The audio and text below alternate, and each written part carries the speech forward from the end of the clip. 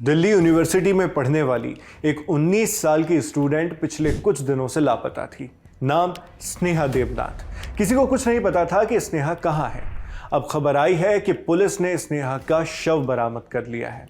मगर छात्रा की कई दिनों तक गुमशुदगी और फिर सोशल मीडिया पर मुद्दा उठाए जाने के बाद उसका शव मिलना, इस बीच जो होता है उसने पूरे सिस्टम पर कई गंभीर सवाल खड़े कर दिए हैं।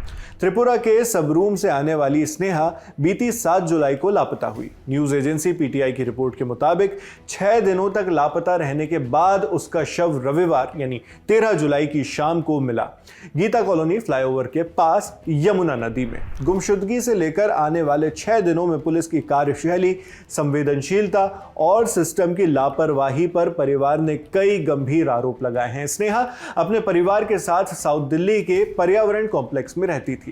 यहां स्नेहा डीयू के आत्माराम सनातन धर्म कॉलेज में पढ़ाई कर रही थी। 6 जुलाई की रात की बात है। स्नेहा अपने परिवार वालों को बताती है कि वो 7 जुलाई की सुबह एक दोस्त को रेलवे स्टेशन छोड़ने जाएगी। इसके लिए उसने रात में ही कैब भी बुक कर ली थी। फिर वो सुबह तकरीबन 5:15 बजे घर से निकल गई। कैब ड्राइवर ने पुलिस को बताया कि उसने सुबह लगभग 6:15 बजे स्नेहा को दिल्ली के सिग्नेचर ब्रिज के पास उतार दिया था। बकौल कैब ड्राइवर उस वक्त ब्रिज पर लोग मौजूद थे, सूरज निकल रहा था। इसके लगभग 15 मिनट बाद 6:30 बजे सुबह घर वाले स्नेहा को कॉल करते हैं, मगर उसका फोन स्विच ऑफ आता है। जब बार बार ऐसा ही हुआ तो परिवार और दोस्त मिलकर स्नेहा को ढूंढने की कोशिश करने लगे, मगर कुछ पता नहीं चला, जिसके बाद उन्होंने पुलिस को सूचना दी। साउथ दिल्ली के ही महरौली पुलिस स्टेशन में इसकी लिखित शिकायत दी गई थी, लेकिन पुलिस ने वहां गुमशुदगी की सिर्फ एक जनरल डायरी एंट्री की, एफआईआर रजिस्टर नहीं की गई। इसके बाद जब परिवार वापस घर लौटा तो उन्हें स्नेहा का लिखा एक पत्र मिला। स्नेहा ने लिखा था कि वो अपनी मर्जी से खुद की जान लेने वाली है, किसी का कोई दबाव नहीं है। उसने करीब 1.5 पैराग्राफ लिखे और आखिर में साइन भी की। परिवार वाले बताते हैं कि जब उन्होंने ये नोट पुलिस को दिखाया तो पुलिस ने इसे भी गंभीरता से नहीं लिया। स्नेहा की बहन बिपाशा देवनाथ ने इसे लेकर पुलिस पर कुछ गंभीर आरोप लगाए हैं। बिपाशा के मुताबिक पुलिस ने उनसे कहा था कि लड़की 19 साल की है, शायद किसी लड़के के साथ भाग गई होगी, इसलिए कुछ करने की जरूरत नहीं। बिपाशा बताती हैं कि जब उन्होंने जांच के लिए दबाव बनाने की कोशिश की तो एक पुलिस अधिकारी ने उन्हें उल्टा डांट लगा दी। गर्म लहजे में कहा, हमें हमारा काम सिखाने की जरूरत नहीं है। बिपाशा का आरोप है कि पुलिस ने लगातार उनकी गुहार को नजरअंदाज किया। इसके बाद परिवार और दोस्तों ने इस मामले की खबर को बड़े स्तर पर साझा करना शुरू किया। कुछ ऊंचे अधिकारियों तक भी मामला पहुंचाया गया। तब जाकर कहीं 8 जुलाई की शाम पुलिस ने इस पर कार्रवाई शुरू की। उसी शाम पुलिस बिपाशा को सिग्नेचर ब्रिज लेकर गई। वहां सरकार की एक और पोल खुलती है। इतने सेंसिटिव इलाके में लगे कोई भी सरकारी सीसीटीवी कैमरे काम ही नहीं कर रहे थे। इसके बाद पुलिस बिपाशा को वहीं छोड़कर चली गई, ये कहते हुए कि वो अब प्राइवेट कैमरे चेक करेंगे।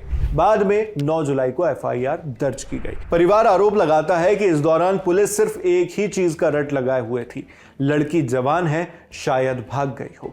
इसी बीच परिवार ने खुद ही स्नेहा का फोन ट्रैक करवाया। फोन मालवीय नगर में एक्टिव था, लेकिन सिम बदल दी गई थी। दिल्ली का ही एक और इलाका है मालवीय नगर। मगर परिजन का आरोप है कि पुलिस ने तब भी गंभीरता नहीं दिखाई। आखिरकार 13 जुलाई को गीता कॉलोनी फ्लाईओवर के पास यमुना नदी में पुलिस को एक लाश तैरती हुई मिली।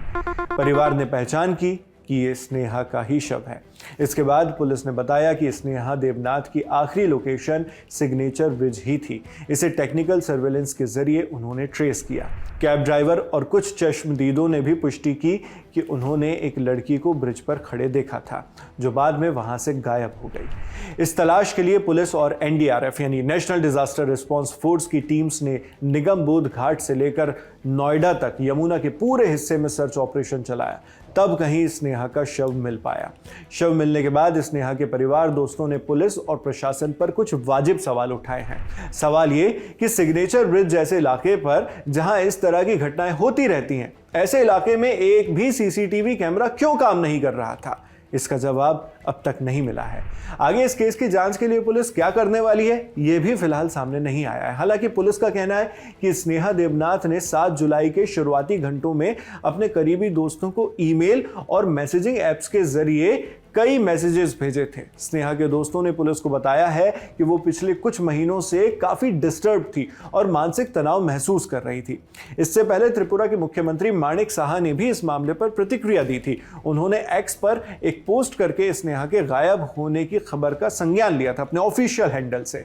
साथ ही दिल्ली पुलिस से तुरंत कार्रवाई करने के लिए भी कहा था। हालांकि परिवार के मुताबिक जब तक मीडिया और उच्च अधिकारियों का दबाव नहीं बना तब तक पुलिस ने कोई ठोस कदम नहीं उठाए। अब आगे पुलिस क्या करती है इस पर सबकी नजरें होंगी, क्योंकि एक बड़ा सवाल अभी भी बाकी है।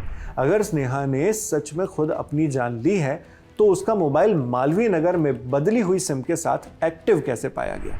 जवाब आएगा या खबर में कोई भी नई जानकारी आएगी तो हम आप तक इसी तरह पहुंचाएंगे।